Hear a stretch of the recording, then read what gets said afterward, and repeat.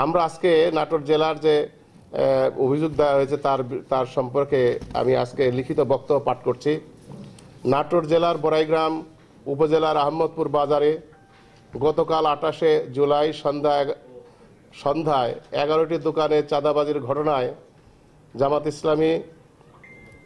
ইসলামীকে জড়িয়ে বিভিন্ন অনলাইনে মিডিয়া এবং স্থানীয় জাতীয় ইলেকট্রনিক্স এবং প্রিন্ট মিডিয়ায় বিভ্রান্তিকর অসত্য খবর পরিবেশন করা হয়েছে, যা আদর্শবাদী সংগঠন বাংলাদেশ জামাত ইসলামীর ভাবমর্যাদা মারাত্মকভাবে ক্ষতিগ্রস্ত হয়েছে।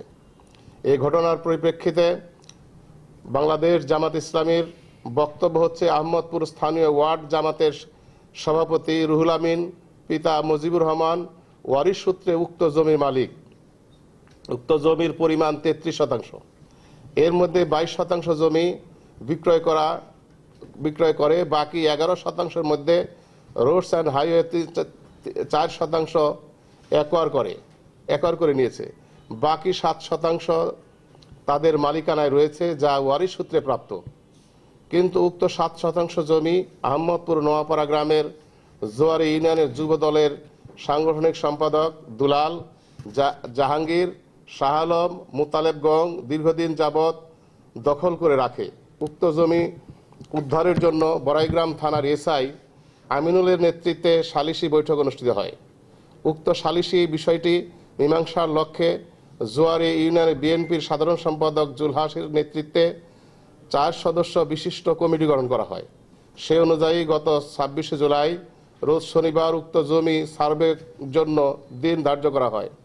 কিন্তু রুহুল আমিনগঞ্জ নির্ধারিত সময়ে উপস্থিত থাকলেও দুলাল, জাহাঙ্গীরগঞ্জ অনুপস্থিত থাকে, যার ফলে বিষয়টি জটিলতা সৃষ্টি হয় এবং জামাত কর্মী রুহুল আমিনের বড় ভাই বিএনপির নেতা হায়দার আলী উক্ত জায়গায় থাকা দোকানগুলোর তালা লাগিয়ে দেয়। এখানে কোনো চাঁদাবাজির ঘটনা ঘটেনি। এটা নিতান্তই পৈতৃক সম্পত্তি উদ্ধার সংক্রান্ত বিষয় এবং নিতান্তই তাদের পারিবারিক বিষয়।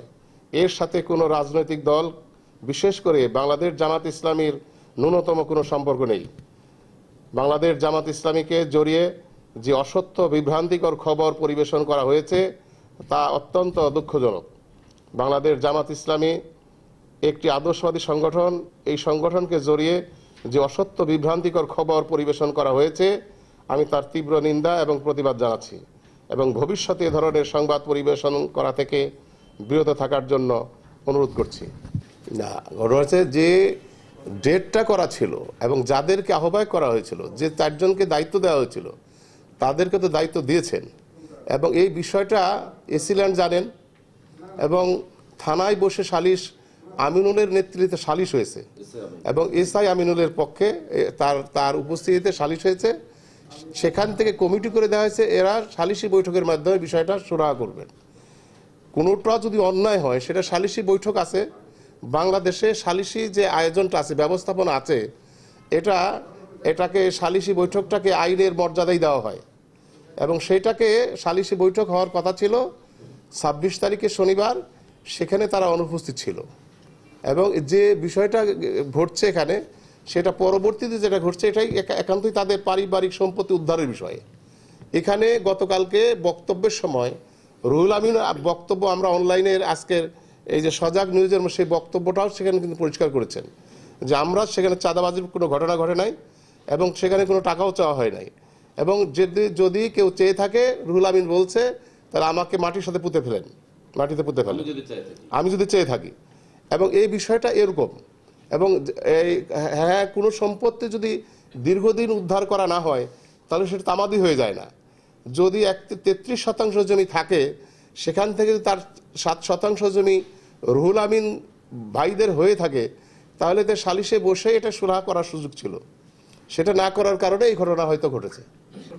সেটা ঠিক আছে, তালা দেওয়ার বিষয়টা হচ্ছে রুহুল আমিন যে আমাদের জামাতের কর্মী, সেও কিন্তু তালা দেয়নি।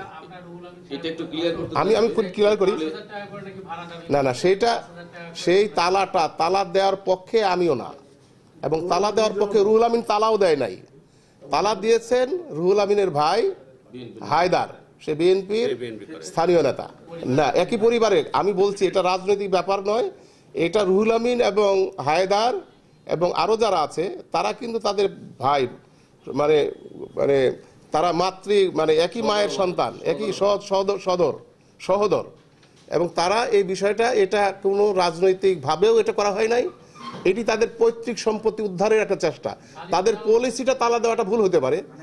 এবং আমি যদি মনে করি, আমি আবারও অপরিষ্কার করছি, যদি রুহুল আমিন তালা দিয়ে থাকে, রুহুল আমিন যদি চেয়ে থাকে, অবশ্যই আমি তাদেরকে, আমি আজকে আমিরে জামাত ডাক্তার শফিক রহমান সাহেবের সাথে আমার কথা হয়েছে, সেক্রেটারি জেনারেল অধ্যাপক মিয়া গোলাম পড়ুয়ার সাথে কথা হয়েছে।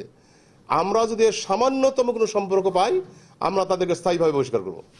এবং আমি এ পর্যন্ত যতটুকু জানি, তারা তালা দেওয়ার সাথে, চাঁদাবাজির সাথে তারা জড়িত না।